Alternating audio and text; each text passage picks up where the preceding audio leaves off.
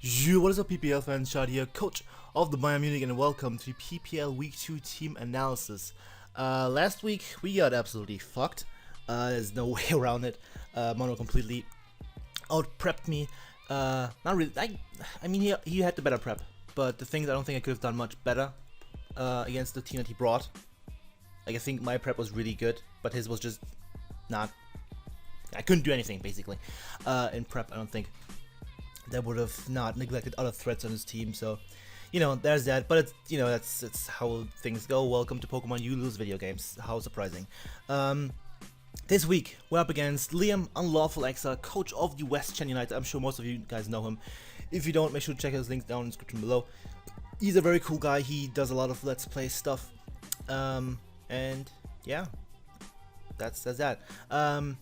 In theory, Liam is the least experienced player in the PPL. This is only his second season in the league, but it doesn't mean a whole lot because he has learned a lot over that short time. He has helped, I think he has helped people in UCL, I'm not sure, and he knows what he's doing. He's definitely a very strong competitor, and someone I need to look out for. But yeah, I need a win. We need to win this week, and yeah, let's go over the teams. Liam actually made a transfer right before this week that we'll get into in a second. His team right now consists of Infernape, Scolipede, Whimsicott, Blastoise, Licky, Kyurem fucking Black, Magnezone, Uxie, Golem, Mega Aerodactyl, my boy, and Krokorok. Before this week, for week 1, he had Goodra instead of Kyurem Black and Liepard instead of Krokorok. With the money that he got from dropping Goodra plus Liepard plus the money he had left over, he could get Kyurem Black, had 1 point left for Krokorok, and there we go. I am terrified because Kyurem Black is fucking scary and I don't have a whole lot for it. My team doesn't really like it as a whole, even though I do have a good amount of things to outspeed it actually, which is nice. Well, yeah, 4 things is pretty decent. And then priority from Lucario as well, and Gugas even. So, I can kind of check it. I have a Clefable, which is, you know, one of the more okay things of dealing with it, ways of dealing with it. So yeah, Kyurem Black is a big threat. The biggest threats I see other than that are Scolipede, definitely, especially if he decides to Baton Pass, you know, get the quote-unquote easy way of winning, which is just Baton Passing. In case, if that works, it is the quote-unquote easy way, even though it really isn't. And Mega Aerodactyl. Mega Aerodactyl is such a huge threat to my team, to any team, because Mega Aerodactyl is fucking amazing. I'm glad he drafted it, honestly. It's a very good check to my Mega Pidgeot. It is offensively very strong against my team. Like, I have ways of checking it, like Nidoqueen, Rotom Watch, both check it. I have Sneasel, Ice Shard potentially. Gugas actually beats it 1v1 if he isn't like a sub Honeclaws variant, which I think I might still beat. Not actually sure. So I have ways of dealing with it. It doesn't just straight up beat me, but it's very threatening. And so is Magnezone. I actually don't have a good switch into Magnezone because Magnezone is fucking strong. So we're gonna have to pivot around it, hope that it's choiced, and if it isn't, then, you know, pivot a little bit more until I'm in a good position. So yeah, defensively he isn't that strong, I want to say. Like Blastoise and Licky and Uxie are all very good defensive Pokemon. 2 of them don't have reliable recovery, and Blastoise and Uxie. And Licky is just straight setup fodder for things like Clefable, unless he's like Bandit or something, or SC, in which case he isn't. But then he isn't a fat Pokemon, so, or as fat of a Pokemon, so that's manageable. So his team is also really fighting weak. He has Krokorok, Golem, Magnezone, Kyurem Black, and Licky who are all weak to it. And things like Infernape who definitely don't want to take a fighting move. And then his only resistances are Scolipede, Whimsicott, and Uxie. Scolipede and Whimsicott are mere checks to fighting types, they're not really counters or really good switch-ins. And Uxie, while is a very good switch-in, doesn't have reliable recovery, and is also his only good way of dealing with my Nidoqueen. So, that means that Lucario has a very good matchup. Of course, Mega Aerodactyl is also a good check to fighting types, but I think over the season, Liam's going to struggle with fighting types if he doesn't find, you know, good ways of prepping around it, which he definitely can, but they're definitely going to give him some trouble in prepping, or even playing, or both, who knows.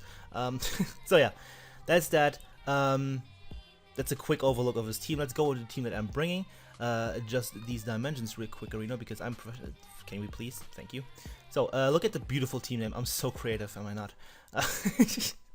Anyway, as I said, Lucario has an amazing matchup against him. That's why it's the first Pokemon bringing it. Nubis de Lucario with the Choice Scarf, justified as the ability. Close Combat, Crunch, Extreme Speed, and Blaze Kick. Beautiful move right there. Max attack, 2-4 speed with a Jolly Nature and 52 HP. That speed allows me to outspeed and max speed Mega Aerodactyl.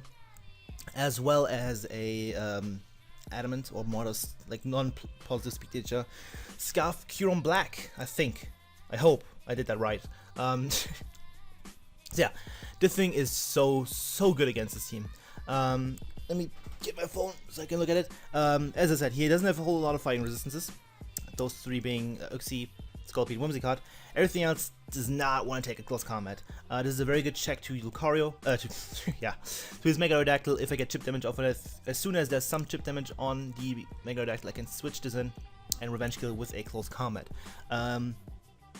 Yeah, and close combat is going to be pretty much the only move I'm clicking. Maybe Blaze Kick and maybe Extreme Speed. Probably not though. I don't think I'm clicking Crunch at all.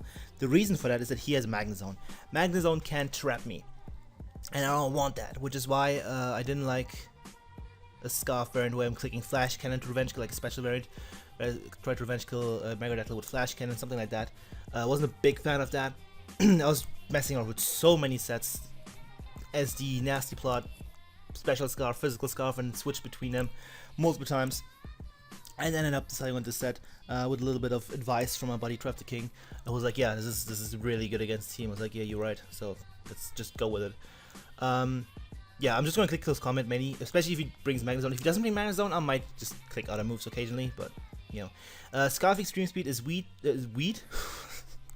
is weird. Gotta go fast, but he has the option of having Scolipede, which can not only have speed boost itself, but can also pass those speed boosts.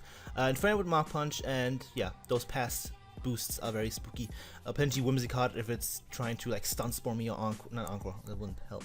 Like Stun Spore, maybe Tailwind, I can pick that up with Extreme Speed potentially. Not that it's likely, but it's an option. Extreme Speed is just nice to have, honestly. Even if he gets like a Tailwind up and Magnetic Dackle or something like that. And that's very nice. He could have Trick Room, but his team is very fast, so I don't think Trick Room is a good option unless he really wants to beat me with Magnezone specifically, or with a Belly Drum Lickilicky. But if he beats me with Belly Drum Lickilicky, I'm just gonna, you know, forfeit and marry him or something. Or at least propose him, and he's gonna say no. It's really sad. Anyway, that's Anubis. Moving on, we have the next Pokemon. That's Halsey, the Mega Pidgeot, with No God, of course. You should have big packs before you Mega Evolve. Let's do that. Cool. And we'll rock in a very straightforward set. Hurricane, Heat Wave, Hidden Power, Water, and U-Turn. 220 speed, 248 in special attack, and 40 in HP. Is that uneven? Let's see, did I check that correctly? I did. Beautiful. So yeah, that speed is enough to outspeed his, what's this face? Whimsicott after Mega Evolve, as well as being Curon Black before I Mega Evolve, which is very important. Like on a turn of Mega Evolve, I can click Hurricane and outspeed Curon Black, and that's very nice. Hidden Power Water is there, of course, for the Golem as well as the Mega Aerodactyl. Mega Aerodactyl is actually his best switch into this thing, so I think he might bring a bulkier variant. So Hidden Power Water hits that super effectively as well as the Golem. Otherwise, I might have just settled for HP Ground because it hits Magnezone and Golem and stuff like that. Yeah, Heat Wave is of course 40 Magnezone. And Hurricane hurts his team a lot. Lickilicky is a very safe switch in, which is another reason why I have U-Turn. Uxie can switch in, but I think he's gonna need it for Lucario plus Nidoqueen for sure. Maybe even Latias, so there's that. Anything else this is for? No. Gives me a good check to Inferno, a check to Scolipede, because I can live any hit unless he's at +2. And I can also check Whimsicott. Hopefully he doesn't have Stun Spore. And if he does, I hope he misses. I really do. So yeah, U-Turn is there for momentum, of course. I can U-Turn out on things that are low. U-Turn on a predicted switch into Mega Aerodactyl or something. Gain momentum. Volton around that Mega Aerodactyl to the point where it's guaranteed in range for my Lucario, whereas the entire team is in range for Lucario or Mega Pidgeot to clean up eventually. That's one of the gameplays. I have multiple ways of winning this game actually, and we'll get into the other two in a second. So, that's Mega Pidgeot. Moving on, we have S-Death, the Nidoqueen with the Sugar Berry, Sheer Force SC ability. I think it's, yeah, Sugar Berry last week, so I have, you know, 2 Sugar Berries, 2 weeks, amazing. And we're rocking a very straightforward, not really, somewhat straightforward set. Stealth Rock, Earth Power, Sludge Wave, and Super Fang.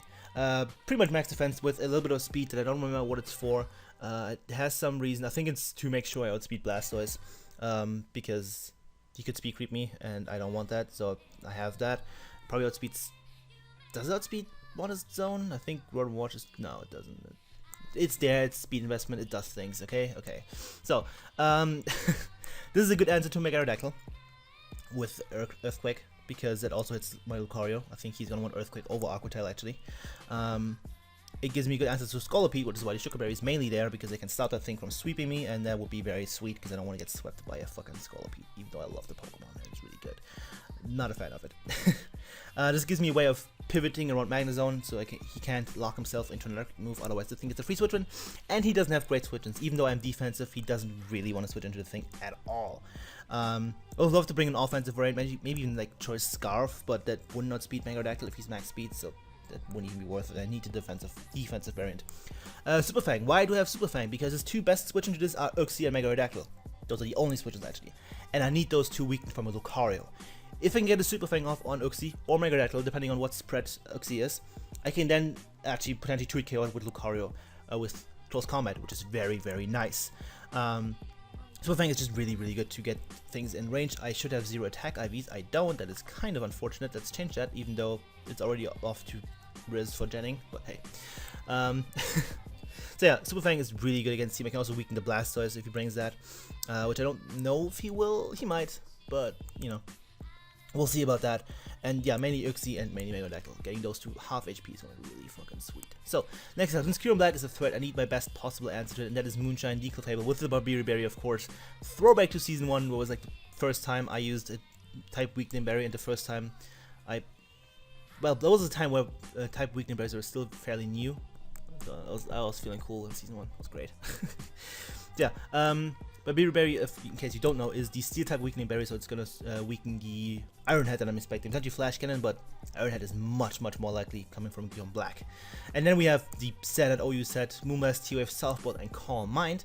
This is gonna allow me to have another win con. I cannot break Skullpete's sub if he's a bulky variant, but that's fine, because that's the only thing I have to worry about.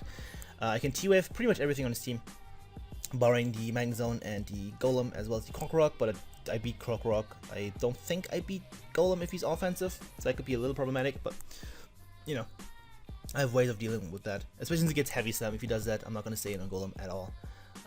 That's just I'm not going to risk it this game. Yeah, this is my check to Keyno Black. With Calm Mind and the Barbieri Berry, I could potentially even beat Magnezone 1v1 if I really wanted to, but I don't want to. So yeah.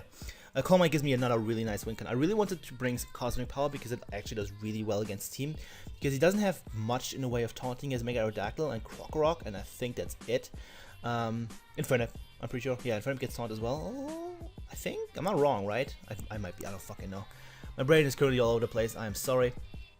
Yeah. Yeah, I lost track. Calm Mind, win con. Yeah, Cosmic Power would be nice, but I want immediate power. Simple as that. This is going to be my answer to Licky Licky if he brings it as well. If he brings Knockoff, that's a little unfortunate, so I might not directly switch it in, but we'll see about that. And then there is stuff like Blastoise that can beat 1v1 if he doesn't have Haze or Roar. Even if he has Roar, I can get good damage off him with a +1 Moonblast or something like that. I can check Infernape. I can beat Whimsicott very easily if he doesn't have Encore. Even if he does, I can actually do decently against it. And yeah, I can also take any hit from Megadactyl and T-Wave it, and that's going to be really, really nice. Next up, Megadactyl is still scary, so we're bringing Overwatch, the Rotom Watch, first appearance for it. Shout out to J-Bro for that nickname, I like it a lot. With the leftovers, Levitate, SCB, Volt Switch, Foul Play, T-Wave, and Hydro Pump. Physical defensive with enough speed towards speed A. I think modest max speed Magnezone. I think that's what it was. It's been a while since I built the team, excuse me. Yeah. Foul Play is there, so Keyno Black doesn't get a free switch in, especially if he decides to SD pass with Scolipede. Foul Play is going to do a metric fuck ton to that, or anything that gets a +2 boost, and that's very nice. Adamant Stone Edge Megadactyl can actually 2-hit KO me, and that's kind of sad, and by kind of I mean really sad. But after rocks, that is. But hey, it's nothing I can do at this point. I have to pivot around that guy and see what I can do, pretty much. This is also going to allow me to check Infernape very well. To check Blastoise, or potentially even beat it if he has Mirror Coat. I don't really want to do that. Don't want to Volt Switch on a Blastoise if he has Mirror Coat, which he's fairly likely to bring if he brings Blastoise, so there's that. This also gives me an answer to Golem, and that's neat. So yeah, that's that. And last but not least, another really big win con. This thing is so ridiculously good against DM's team. I don't understand how that's happened. I think my Camtasia has been, yeah, it has been recording the entire time. I apologize for that. I am a great YouTuber, am I not? Anyway, yeah, sorry about that. Last but not least, we have Cordelia Delarius with the Tanga Berry, which is the bug type weakening berry, in case you aren't aware. Unlike Clefable this week. with a levitate ability, Psyshock, Sub, Calm Mind, and Roost. 140 speed with a timid nature allows me to outspeed the Keyno Black, even if it's max speed, and that's very nice. I don't outspeed Infernape, but that's fine because Infernape can't really do too much to me. Tango Berry is gonna weaken U-turn if he wants to do that, but it's not its main use. The main use is for Scolipede. This gives me another check to Scolipede, which is very nice because Psyshock is gonna do an absolute fuck ton. And Subcall Mind actually kind of beats him, and by kind of I mean it pretty much does. I can sub up on things like the Uxie, which again he is pretty much forced to bring. Sub all over that. I can beat Magnus in 1v1. I can set up and then potentially beat Keyno Black if he for some reason doesn't have a physical dragon move. Who knows? Maybe he doesn't. I don't know. He might not. Looking at my team, he might bring a more specially based variant with like Iron Head to be mixed. Like I think Ice Beam, Earth Power, and Iron Head is gonna be all he needs really. Yeah, that's pretty much all he needs. So you could have done a Roost, or you could have Sub or something like that. I can actually potentially beat that set on V1, which is very crazy and very nice. And the thing is such a huge win con. If I get up a Calm Mind, maybe 2, maybe 3, and then it's pretty much game.